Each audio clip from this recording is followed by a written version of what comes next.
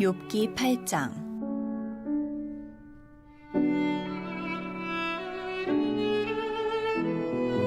수아 사람 빌닷이 대답하여 이르되 내가 어느 때까지 이런 말을 하겠으며 어느 때까지 내 입의 말이 거센 바람과 같겠는가. 하나님이 어찌 정의를 굽게 하시겠으며 전능하신 이가 어찌 공의를 굽게 하시겠는가. 내 자녀들이 주께 죄를 지었으므로 주께서 그들을 그 죄에 버려두셨나니 내가 만일 하나님을 찾으며 전능하신 이에게 간구하고 또 청결하고 정직하면 반드시 너를 돌보시고 내 의로운 처소를 평안하게 하실 것이라. 내 시작은 미약하였으나 내 나중은 심히 창대하리라. 청하건대 너는 옛시대 사람에게 물으며 조상들이 터득한 일을 배울지어다.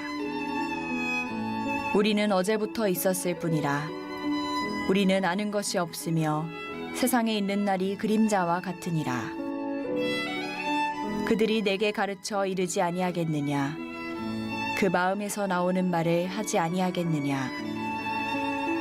왕골이 진펄 아닌 데서 크게 자라겠으며 갈대가 물 없는 데서 크게 자라겠느냐. 이런 것은 새순이도다 아직 뜯을 때가 되기 전에 다른 풀보다 일찍이 마르느니라.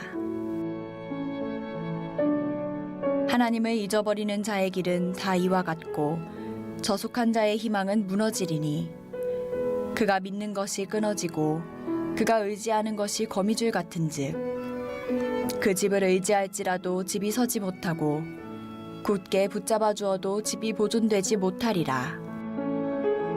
그는 햇빛을 받고 물이 올라 그 가지가 동산에 뻗으며 그 뿌리가 돌무더기에 서리어서 돌 가운데로 들어갔을지라도 그곳에서 뽑히면 그 자리도 모르는 체하고 이르기를 내가 너를 보지 못하였다 하리니 그 길의 기쁨은 이와 같고 그 후에 다른 것이 흙에서 나리라. 하나님은 순전한 사람을 버리지 아니하시고 악한 자를 붙들어 주지 아니하시므로 웃음을 내 입에 즐거운 소리를 내 입술에 채우시리니 너를 미워하는 자는 부끄러움을 당할 것이라. 악인의 장막은 없어지리라. 함께 기도하시겠습니다.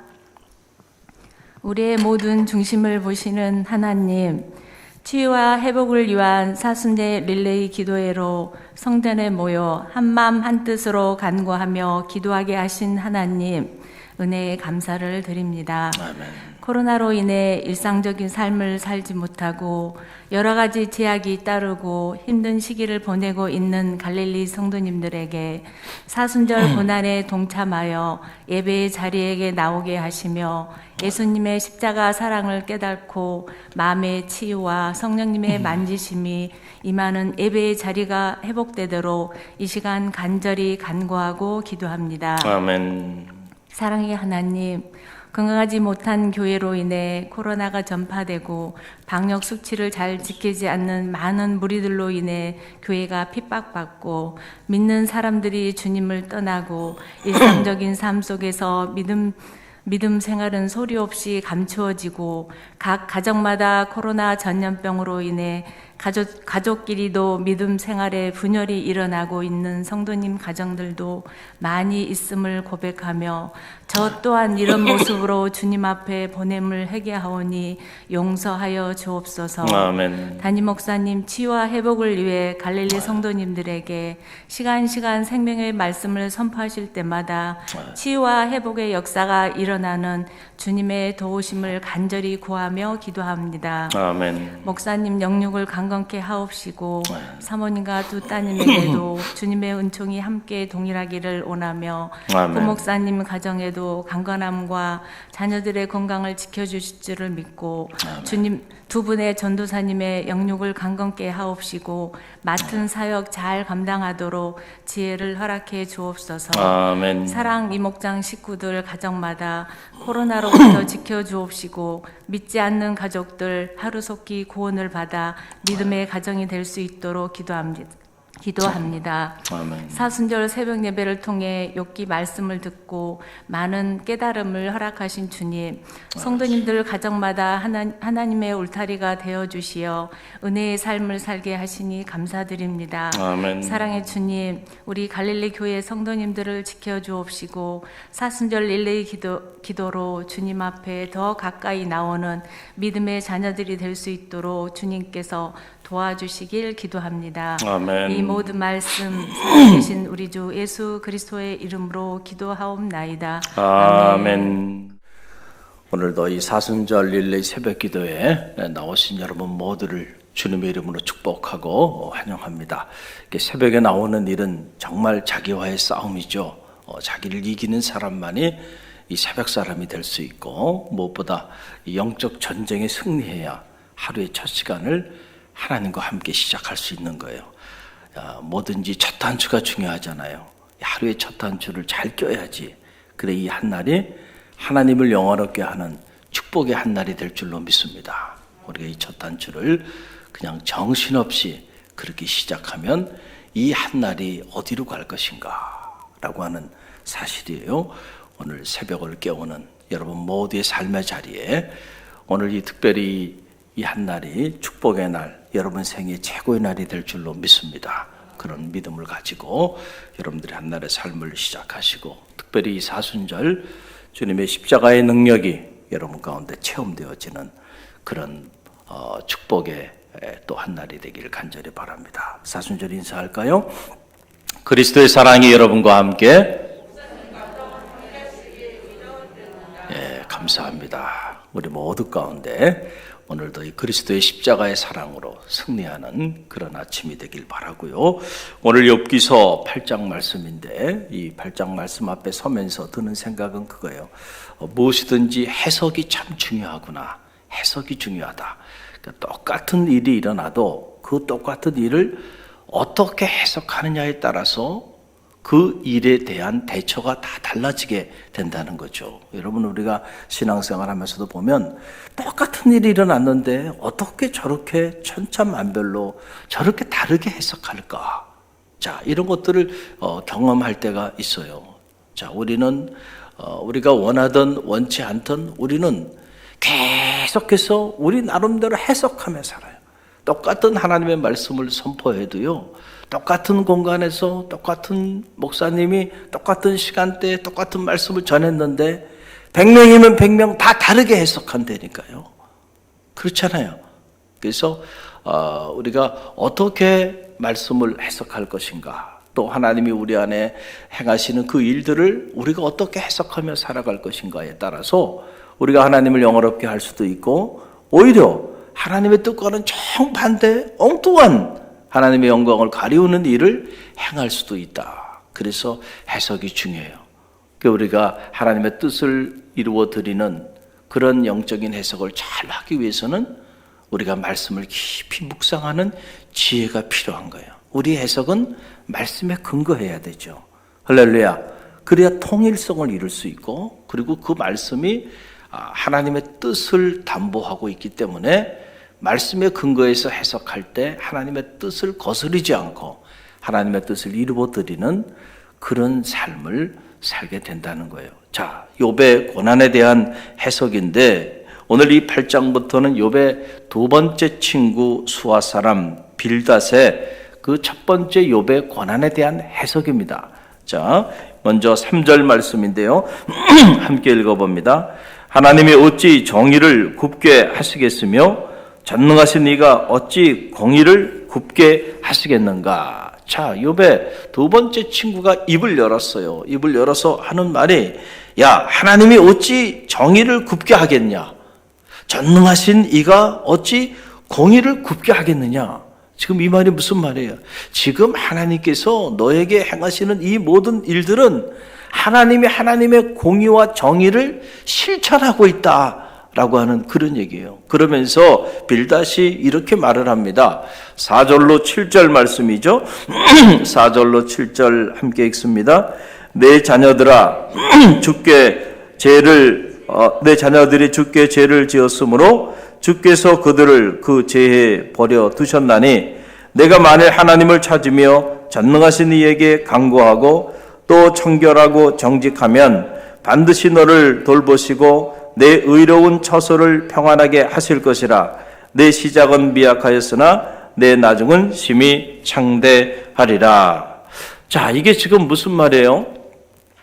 내 자녀들이 그렇게 7남 3녀가 그렇게 한순간에 죽어 넘어간 거, 그건 네 자녀들이 죄를 범했기 때문에 지금 너희 집안에 이런 우환이 일어나고 자녀들이 다 죽음의 사지로 넘어간 거야. 그러니까 너 자녀들의 죄 때문에 지금 일어났다. 그래서 지금 하나님이 그 죄에 대해서 심판하고 있는 거예요. 그런 의미에서 공의를 굳게 하지 않고 하나님이 공의와 정의를 행하고 있다라고 하는 그런 이야기를 하고 있는 겁니다. 그러면서 욥에게 하는 말이에요. 빨리 하나님 앞에서 청결하고 정직한 모습을 회복하라는 거예요. 그러면 하나님께서 너를 치유하시고 회복시켜 주실 것이다 라고 하는 그런 이야기입니다. 그런데 우리가 이미 다 알고 있듯이 자, 욥의 자녀들이 죄를 범해서 지금 일어나는 일인가요? 아니죠. 욥이 하나님 앞에 정직하지 못하고 청결하지 못해서 일어나는 일인가요? 아니잖아요. 욥은 온전한 사람이었고 정직한 사람이었고 여호와를 경외한 사람이었고 악에서 떠난 사람이었잖아요. 이거 하나님이 인정한 욥에 대한 평가잖아요. 그러니까 지금 이 빌닷 친구 빌닷의 이 해석은 부분적으로는 맞죠. 하나님은 공의로우신 분이시고 하나님은 죄에 대해서 반드시 그 죄의 값을 물으시는 심판하시는 하나님의 속성이 있는 부분 맞아요. 그러나 이것을 욥이라고 하는 이 사람에게 적용했을 때는 다른 이야기가 된다는 거예요. 자, 여러분, 그래서 우리가 부분적으로 아는 사실을 가지고 그것을 보편화하고 또 전체 모든 경우에 함부로 적용을 하면 안 돼요. 그럴 경우에는 이렇게 안타까운 너를 범하는 이런 일들이 일어나게 되고, 무엇보다 그렇게 말을 하면서 결론적으로 이 빌닷이 한 말, 내 시작은 미약했으나 내 나중은 창대하게 될 것이다. 여러분, 이 말씀 좋아하잖아요. 이 말씀 주로 어디 가면 있어요? 우리 개업식장 같은데.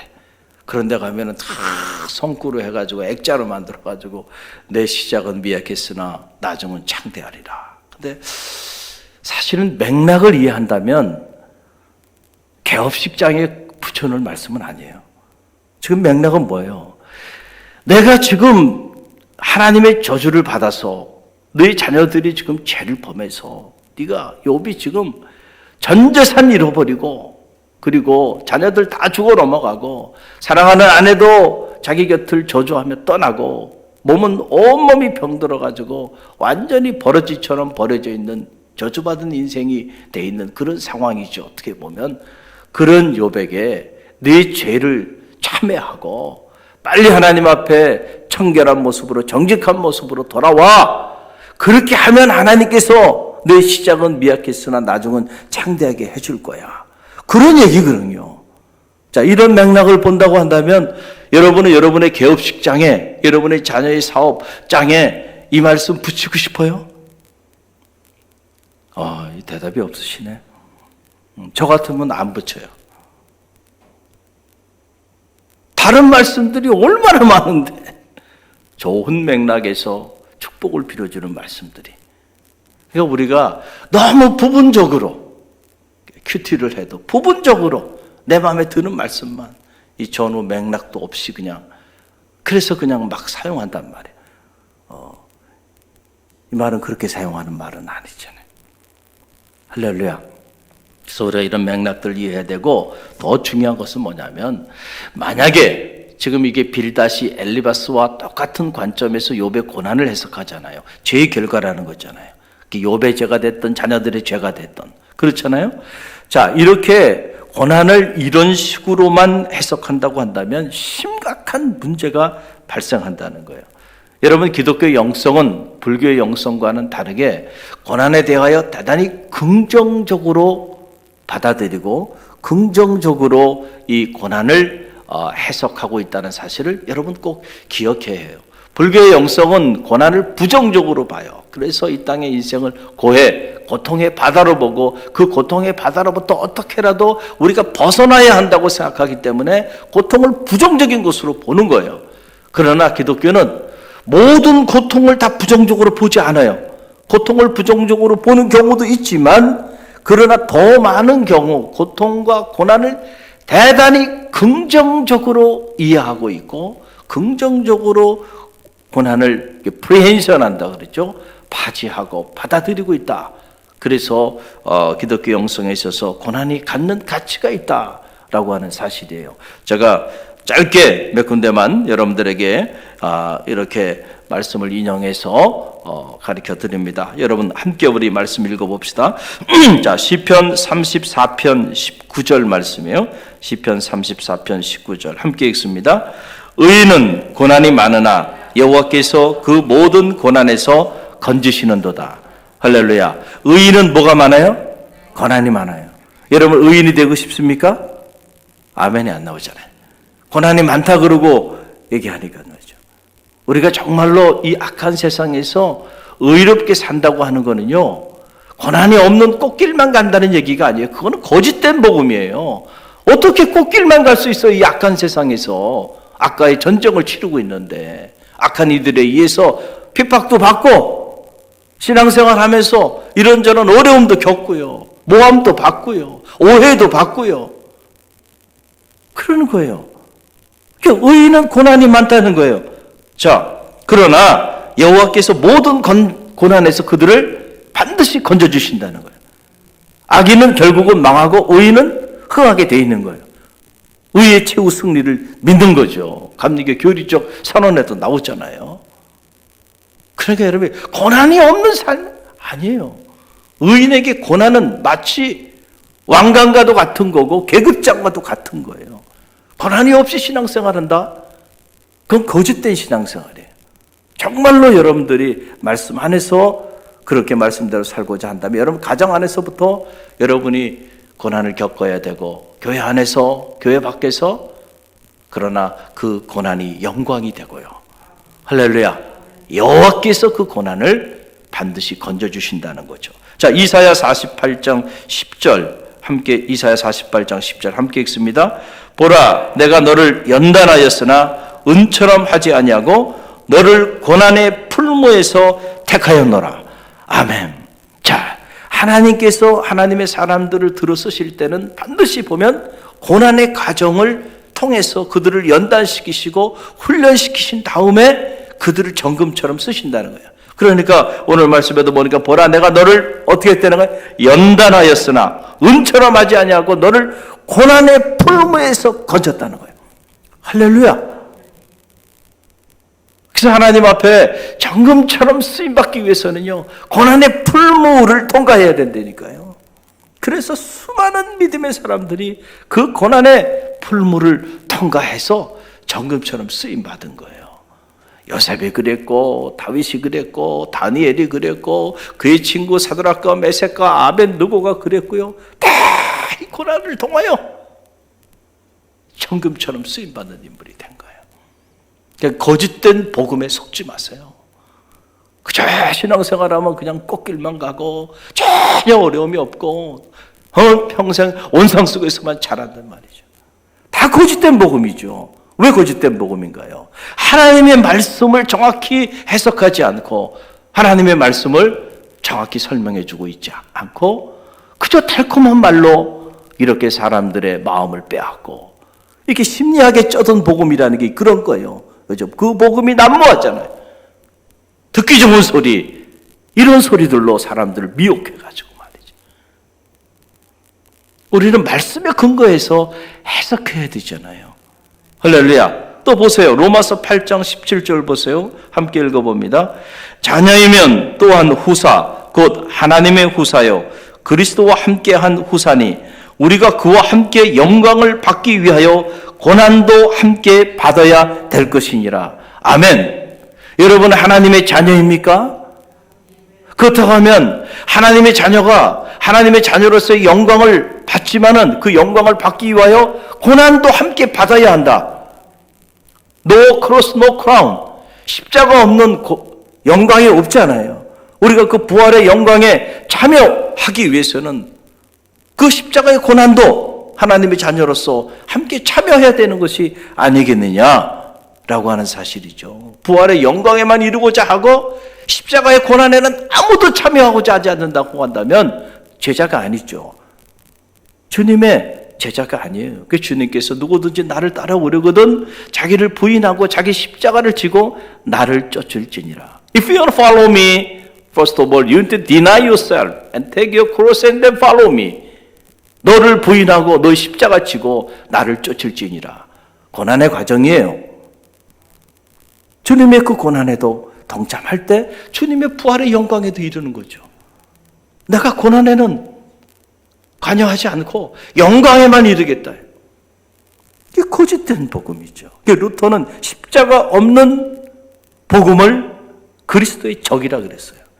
당시 캐톨릭 교회가 부활의 영광에만 고향된 예수 그리스도에게만 초점을 맞췄어요.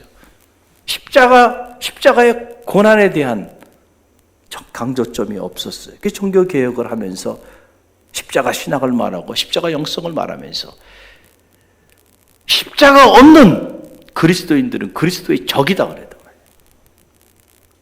자, 이게 복음입니다. 할렐루야. 근데 우리가 십자가를 두려워하지 않는 이유는 십자가의 고난을 짊어질 때에 반드시 부활의 영광에 우리를 이르게 하시기 때문에 우리는 두려움 없이 담대하게 오늘 우리에게 맡겨진 십자가를 짊어질 수 있는 거예요.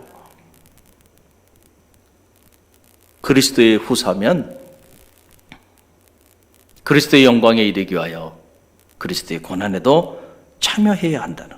자, 빌립보서 1장 29절 말씀 보세요. 빌립보서 1장 29절. 그리스도를 위하여 너희에게 은혜를 주신 것은 다만 그를 믿을 뿐 아니라 또한 그를 위하여 고난도 받게 하심이라. 아멘입니까? 아멘. 그리스도를 위하여 너희에게 무엇을 줬어요? 은혜를 주신 것.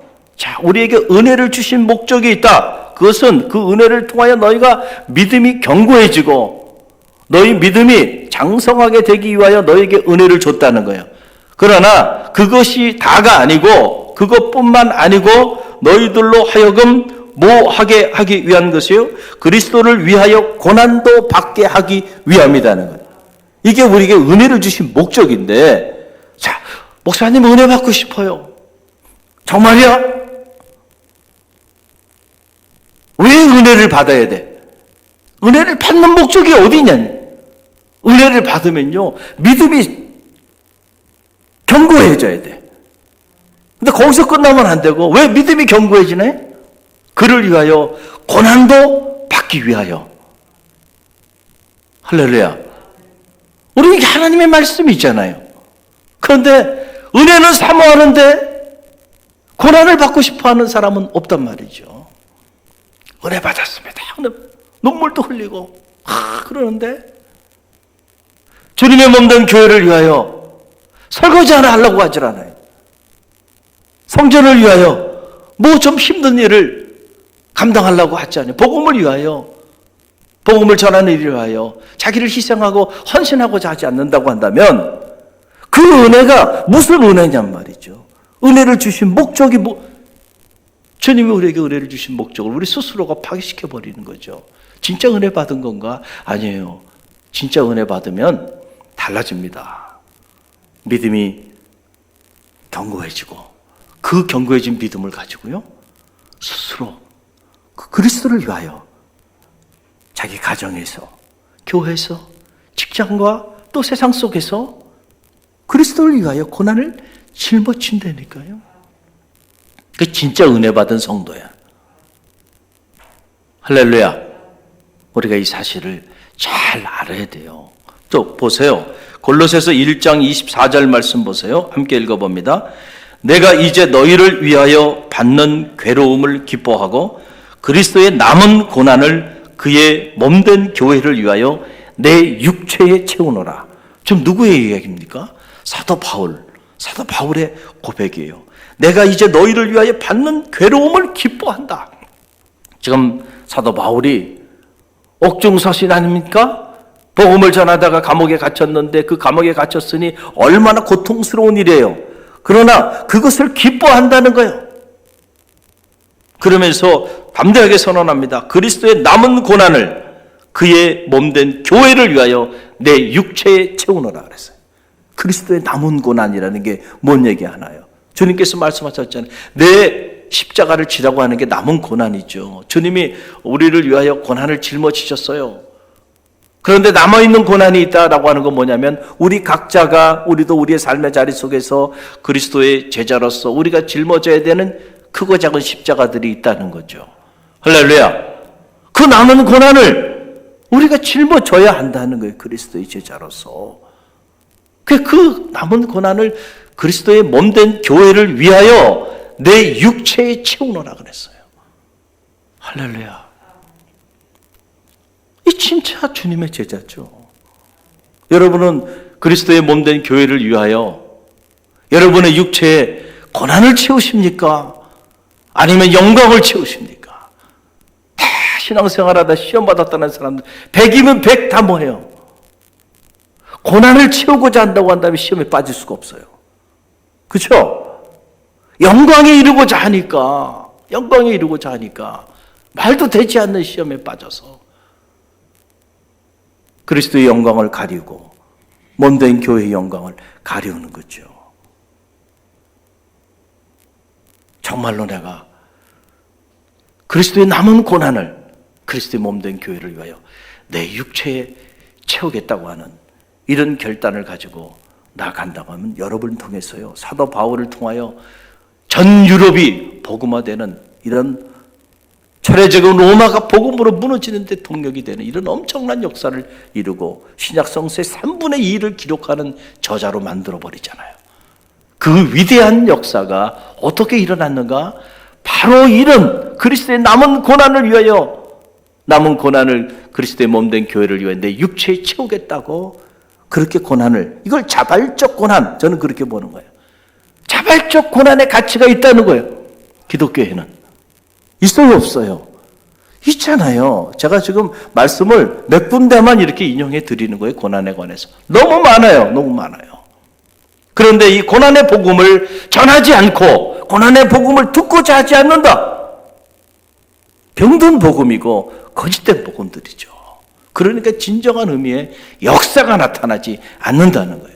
왜 말씀의 역사가 나타나지 않는가? 왜 부활의 역사가 날 통해 나타나지 않는가? 내가 왜 능력 있는 그리스도인으로 살아가지 못하는가? 이 고난의 복음을 놓쳤기 때문에 그렇다라고 하는 사실이에요. 또 오늘 욥이 당하는 고난, 이것은 보세요. 자, 욥의 죄 때문에 그러니까 아니죠. 하나님과 사탄의 영적 전쟁이 일어나고 있잖아요. 영적인 게임이 일어나는 거예요. 사탄이 하나님 앞에 하나님이 욥을 칭찬하니까 아닙니다. 사탄이 지금 하나님의 생각을 무너뜨리고 하나님을 이겨먹으려고 하는 거 아니에요, 지금. 그러니까 하나님이 아니야, 너 생각이 잘못됐어. 욥은 그런 사람이 아니야. 그래? 그럼 한번 시험을 한번 해보자.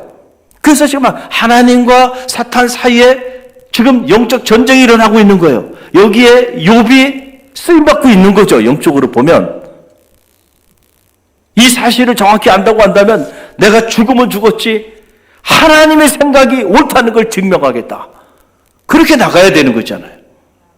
빌닷이나 이 엘리바스가 이 하나님의 뜻을 성찰했다고 한다면, 야, 네가 지금 이렇게 힘들고 어렵고 고통스럽지만 지금 천지를 만드신 하나님, 그 하나님과 그 다음에 이 사탄의 이런 영적 전쟁을 이루고 있는데 사탄의 생각이 옳은 것이 아니고 하나님의 생각이 옳다고 하는 사실을 증명하기 위하여 네가 말할 수 없는 고난을 당하는구나. 그러면서 힘내라고, 반드시 승리하게 될 거라고, 널 통하여 하나님의 영광이 드러나야 되지 않겠느냐고, 뭐 그렇게 권면했어야죠. 그런데 반대야. 지금 사탄의 편에 서 있는 거 똑같아요. 욥의 마음을 자꾸 무너뜨리니까. 욥은 의인인데 죄인이라 그러고 자녀들이 죄를 범하지 않는데 죄를 범해서 일어날 일이라고. 그래서 욥을 자꾸 무너뜨려서 결국은 욥이 하나님의 편에서 승리의 계가를 부르는 것이 아니고 사탄의 편에서 무너져 내리게끔 지금 그렇게 권면하고 위로하고 있는 거잖아요. 안타까운 일이죠. 해석이 중요해요, 중요하지 않아요? 중요하죠. 해석을 잘하기 위해서 공부를 해야 되는 거고, 그래서 신학이라고 하는 게 필요한 거예요. 말씀을 그냥 내 마음대로 자거적으로 해석을 할 것 같으면 신학이라는 게 필요한 게 아니에요. 하나님의 말씀을 전체로 이해할 수 있는 눈을 갖는 거는 계속 공부를 해야 되는 거예요. 할렐루야. 오늘 일부분만 말씀드렸어요. 고난에 관한 이런 다양한 관점들이 있다는 것을 기억하고요. 우리가 누군가가 고난을 당하고 있다고 한다면 너무 여러분들이 그렇게 일부분만 가지고 그 전체로 오해해서 함부로 여러분들이 권면해서도 안 돼요. 그래서 지혜로운 것은 기도하는 일이에요. 이 친구들이 하나님 앞에 욥의 고난에 대하여 기도했다고 한다면 하나님이 지혜를 주셨을 것 같아.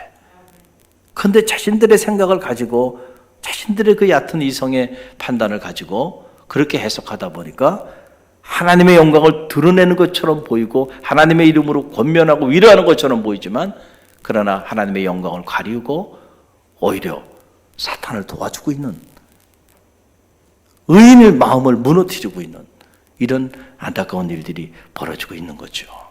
오늘 우리에게 주신 말씀을 붙잡습니다. 할렐루야. 저는 말하기는 특별히 사순절을 보내면서 그리스도 안에서 고난을 두려워하지 않는 성도들이 되시기를 간절히 바랍니다. 그리스도의 남은 고난, 그 남은 고난을 그리스도의 몸된 교회를 위해 내 육체에 채우겠노라고 하는 이런 자발적 고난, 때로는 알 수 없는 하나님의 특별한 섭리 가운데 이루어지는 고난이라고 한다면 하나님의 영광을 위하여 감수하겠습니다. 우리가 이런 성숙한 그리스도인들이 되시기를 주님의 이름으로 간절히 축원드립니다. 사순절 그리스도의 사랑이 여러분과 함께 하시길 바랍니다. 다음은 사랑 3목장입니다. 사랑 3목장 파이팅!